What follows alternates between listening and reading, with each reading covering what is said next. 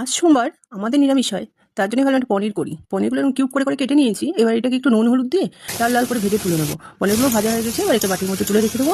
এবার কড়াই যে অল্প তেল আছে, তো তেলের মধ্যে আমি সামান্য পরিমাণে জিরে ফোড়ন দেবো, খুব একটা বেশি জিরে ফোড়ন দেবো না, খুব সামান্য পরিমাণে জিরে ফোড়ন দিয়ে একটু জিরেটা ভাজা ভাজা হয়ে গেলে ছোটো করে কেটে রাখা আলু আমি এর মধ্যে সব দিয়ে দেবো।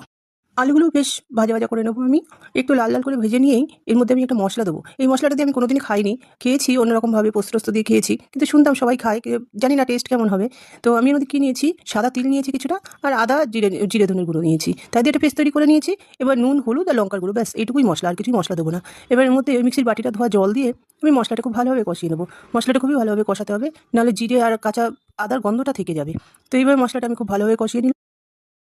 মশলাটা ঠিক এইভাবেই কষিয়ে নিতে হবে। দেখুন ভালোভাবে কষানো হয়ে গেছে, এবার আমি এর মধ্যে পরিমাণ মতন জল দিয়ে দেবো।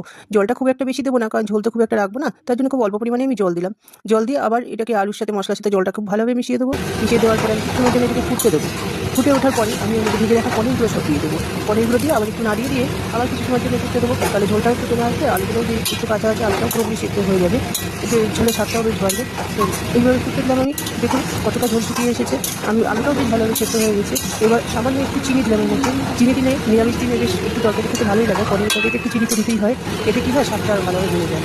তো পনিরের এই অন্যরকম রেসিপিটা কেমন লাগলো একটু জানাবেন আমাকে।